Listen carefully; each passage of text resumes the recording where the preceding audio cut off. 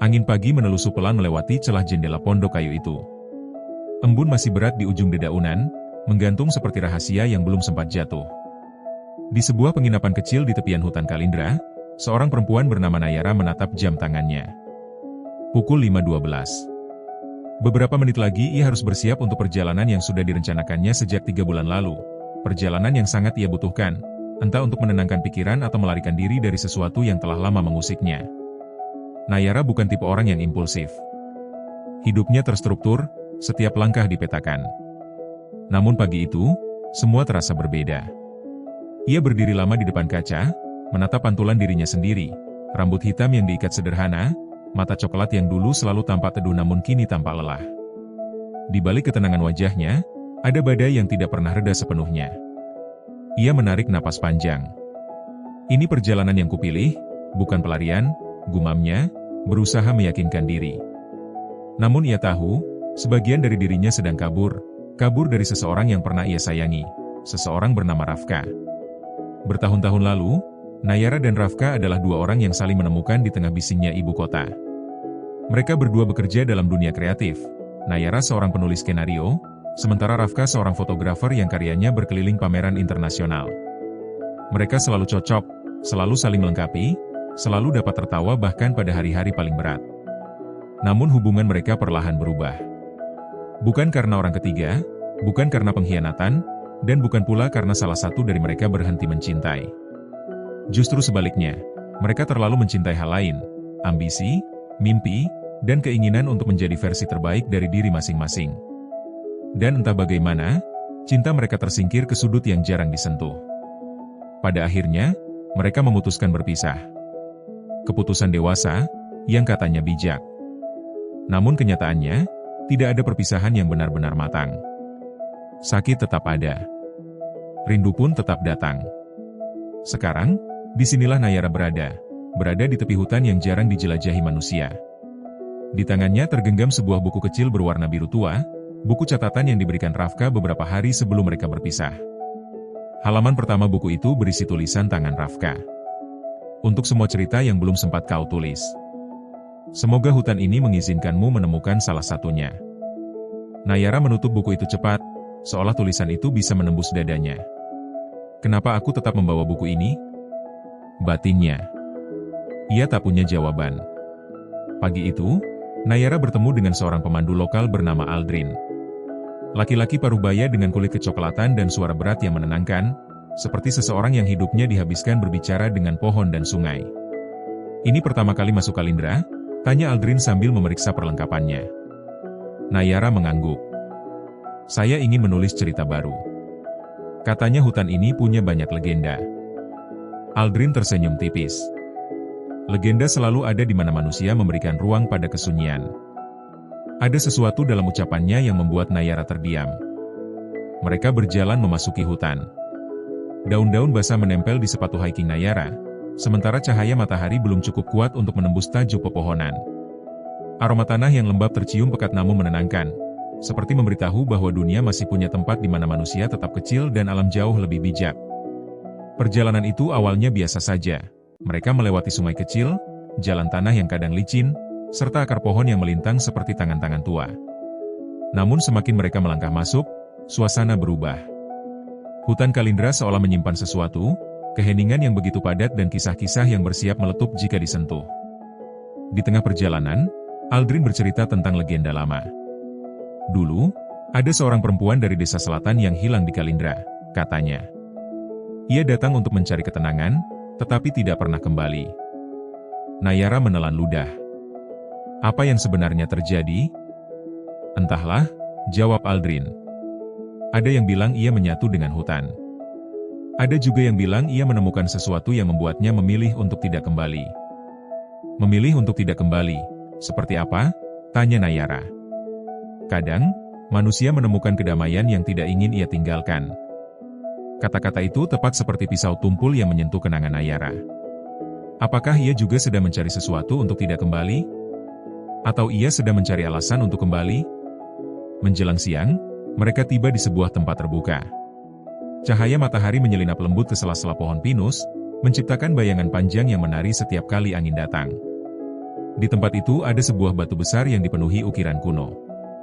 Nayara menghampiri batu itu. Jemarinya menyentuh permukaan kasar yang dingin. "Apa arti ukiran ini?" tanyanya. Aldrin menjelaskan, konon, ukiran itu tanda bagi mereka yang sedang mencari jawaban. Orang-orang dulu datang ke sini ketika ingin mendengar suara hatinya sendiri. Dan apa mereka berhasil? Aldrin tersenyum samar. Yang tahu hanya mereka sendiri. Nayara menatap ukiran itu lama. Ada sesuatu yang mengusik. Seolah dari celah-celah hutan, ia mendengar suara yang sangat ia kenal. Suara yang dulu pernah menenangkannya, tapi juga yang membuatnya menangis diam-diam setiap malam. Suara Ravka. Tentu saja itu hanya ilusi. Hutan seperti ini memang sering membuat seseorang mendengar pikirannya lebih keras dari biasanya. Tapi bagi Nayara, itu cukup untuk membuat dadanya sesak. Siang berganti sore. Mereka memutuskan untuk beristirahat di sebuah danau kecil. Airnya jernih sekali, memantulkan langit seperti kaca yang belum pernah retak. Nayara duduk di tepi danau, kaki digantungkan di permukaan air. Dari tasnya, ia mengeluarkan buku biru tua pemberian Ravka. Aldrin memperhatikan. "Buku untuk menulis?" "Hadiah," jawab Nayara singkat. Aldrin tidak bertanya lebih lanjut.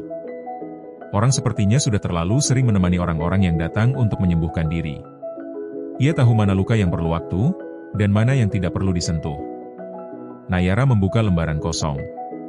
Tangannya memegang pena, namun ia tidak menulis apapun. Hanya menatap halaman itu lama, seakan berharap kata-kata akan muncul sendiri. Tapi yang muncul justru pertanyaan. Jika aku menulis cerita baru, apakah itu berarti aku menutup cerita lama? Ia tidak punya keberanian untuk menjawabnya. Saat matahari turun, mereka membuat tenda kecil. Api unggun dinyalakan. Suara kayu yang terbakar menciptakan ritme yang menenangkan. Nayara memandang nyala api itu lama, hingga Aldrin akhirnya berbicara. "Kau terlihat seperti seseorang yang sedang menunda sesuatu." Nayara menghela napas. "Saya merasa, seolah hidup saya berhenti di satu titik. Orang-orang bilang saya harus move on. Tapi bagaimana caranya jika saya sendiri tidak tahu dari bagian mana saya harus bergerak?" Aldrin menatapnya dengan lembut. "Yang kau hadapi bukan tentang meninggalkan seseorang, tapi tentang menerima bahwa dirimu berubah." Nayara terdiam. Aldrin melanjutkan, "Kadang orang yang kita cintai tidak hilang. Mereka hanya berubah bentuk dalam diri kita. Mereka tetap ada, bukan untuk mengikat, tetapi untuk mengingatkan siapa kita." Kata-kata itu menghujam pelan, tapi tepat. Nayara menunduk. Ia memejamkan mata. Dalam keheningan hutan, ia akhirnya menangis. Bukan tangis meledak, bukan pula ratapan. Hanya air mata yang mengalir perlahan, seperti air sungai yang melewati batu-batu sunyi. Aldrin tidak bertanya apapun. Ia hanya menambah kayu ke dalam api unggun, memberi ruang bagi Nayara untuk merasakan semuanya. Di tengah tangisnya, sebuah memori muncul. Sore ketika Ravka mengembalikan kunci apartemen mereka, tatapan matanya yang berusaha tegar meski bergetar dan suara lirihnya yang berkata, "Mungkin di kehidupan berikutnya kita bisa mencintai dengan waktu yang berpihak." Itu kalimat yang selalu menghantui Nayara. Ia membuka matanya. Malam semakin gelap. Bintang-bintang bermunculan perlahan.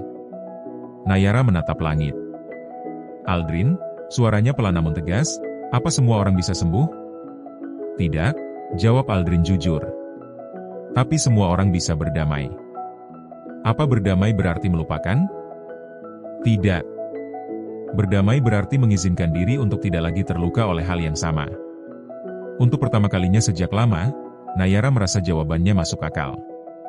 Mungkin ia tidak perlu melupakan Ravka. Mungkin ia hanya perlu berhenti menyalahkan dirinya karena tidak bisa mempertahankan segalanya. Pagi berikutnya, sebelum melanjutkan perjalanan, Nayara kembali membuka buku biru itu.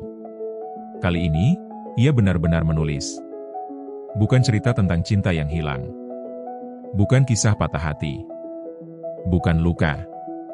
Ia menulis tentang perjalanan. Tentang hutan. Tentang ketenangan yang menuntunnya kembali pada dirinya sendiri. Dan di halaman terakhir, ia menulis satu kalimat sederhana. "Terima kasih, untuk cintamu yang pernah menjadi rumah. Kini aku membangun rumahku sendiri." Saat pena berhenti, Nayara merasakan dadanya lebih ringan. Bukan karena ia sembuh, tapi karena ia akhirnya berhenti melarikan diri dari dirinya sendiri. Ketika mereka keluar dari hutan Kalindra pada sore hari ketiga, Nayara menatap kembali jalan setapak yang baru ia lewati. Ada kesedihan kecil, tapi juga ada kelegaan. Seolah di antara pepohonan itu, ia meninggalkan bagian dirinya yang dulu selalu membuatnya ragu. Aldrin menepuk bahunya. Perjalananmu baru mulai. Nayara tersenyum. Saya tahu. Ia berjalan menuju mobil jeep yang akan mengantarnya keluar. Sebelum masuk, ia kembali menatap hutan. Dalam hati, ia berkata pelan. Selamat tinggal, Rafka. Dan terima kasih, karena pernah menjadi bagian terbaik dalam hidupku. Tidak ada angin yang menyahut. Tidak ada suara dedaunan yang bergerak. Namun entah mengapa, Nayara merasa jawabannya sudah ia terima jauh sebelum ia mengucapkannya. Sore itu, dengan langkah pelan namun pasti, ia mulai menulis bab baru dalam hidupnya, tanpa melupakan bab lama, tapi juga tanpa membiarkannya menahan langkah. Dan untuk pertama kalinya sejak lama, Nayara merasa bebas.